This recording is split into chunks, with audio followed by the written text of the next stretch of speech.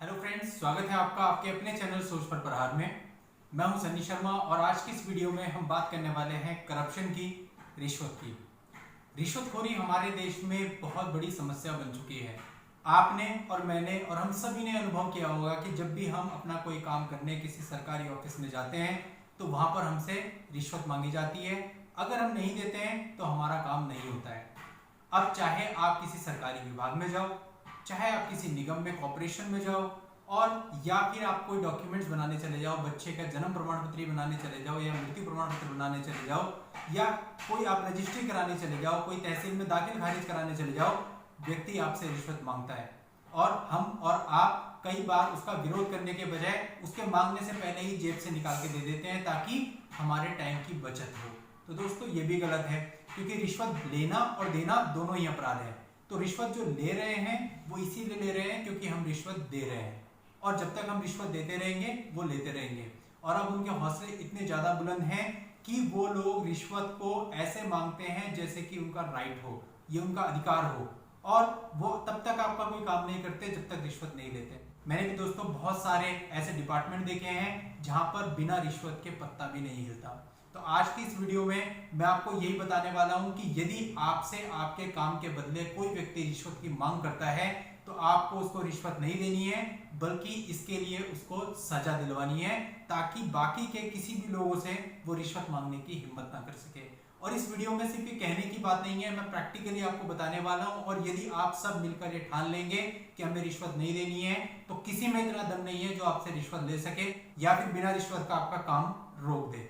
तो बने रहिएगा मेरे साथ इस वीडियो में। आज इस वीडियो में पूरी बात, पूरा कानून मैं आपको बताने वाला हूं।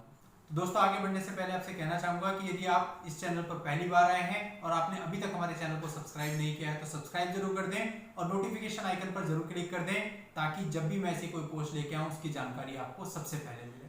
तो चलिए दोस्तों, अब जानते हैं इस कानून को। अब दोस्तों, पहला क्वेश्चन ये आता है कि जब आप कहीं काम करवाने जाते हो, व्यक्ति आपसे रिश्वत मांगता है, आप रिश्वत देते हो। जब आप रिश्वत दे देते हो तो उसका हौसला बढ़ता है, फिर वो दूसरे व्यक्ति से भी रिश्वत मांगता है, तीसरे से भी रिश्वत मांगता है।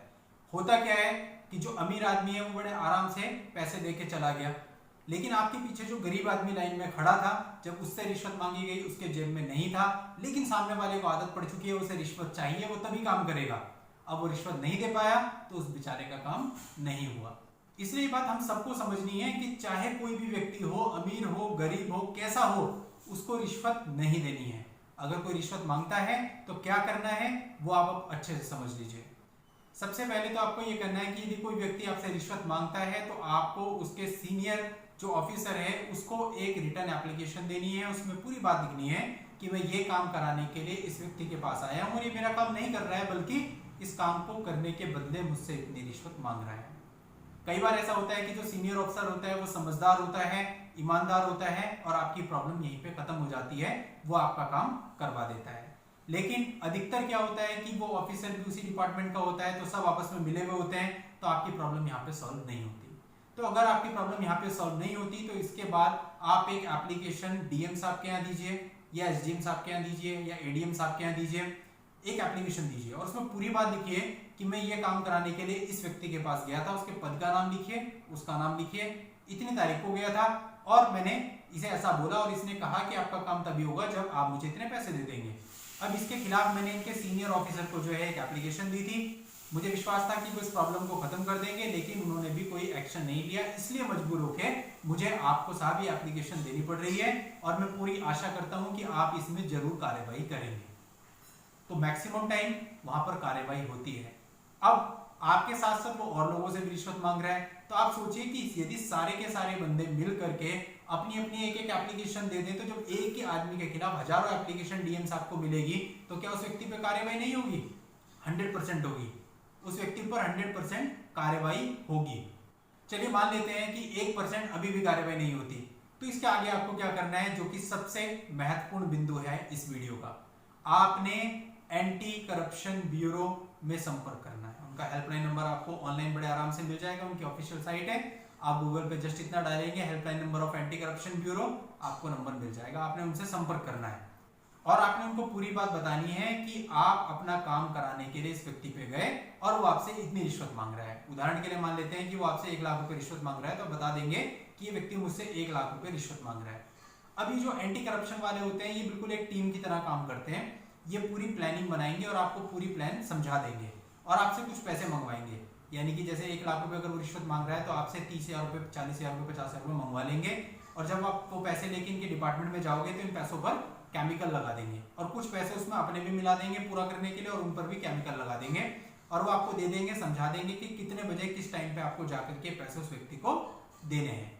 अब आप जैसे ही वो पैसे उस व्यक्ति को देंगे तो ये जो एंटी करप्शन की टीम होगी ये एकदम से छापा मारती है, वहां वीडियोग्राफी करती है, फोटोग्राफी करती है, सबूतों को पुख्ता करती है और सारे सबूत इकट्ठे करते हुए ऐसे व्यक्ति को रंगे हाथ पकड़ लेती है। दोस्तों, मैंने अपने प्रोफेशन में ऐसे बहुत सारे केस देखे हैं जब बहुत बड़े बड़े अधिकारी इस तरह से पकड़े गए हैं, पब्लिक प्रोसिक्यूटर तक इस तरह से पकड़वाए हैं।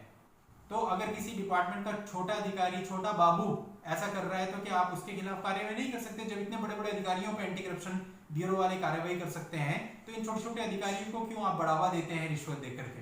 तो दोस्तों, आपको रिश्वत बिल्कुल नहीं देनी है। ये मैंने जो आपको उपाय बताए ये एकदम स्टिक उपाय हैं और इनमें 100% कार्रवाई होती है। थोड़ी मेहनत जरूर लगती है, थोड़ा टाइम जरूर जाता है, लेकिन आपकी एक कोशिश एक बहुत बड़ा जो दीमक बन चुका है करप्शन हमारे समाज के लिए, इसको खत्म कर सकती है। और आपकी ये कोशिश इसको खत्म कर सकती है। अगर आप सोचे सरकार खत्म कर देगी करप्शन, भाई नहीं होगा।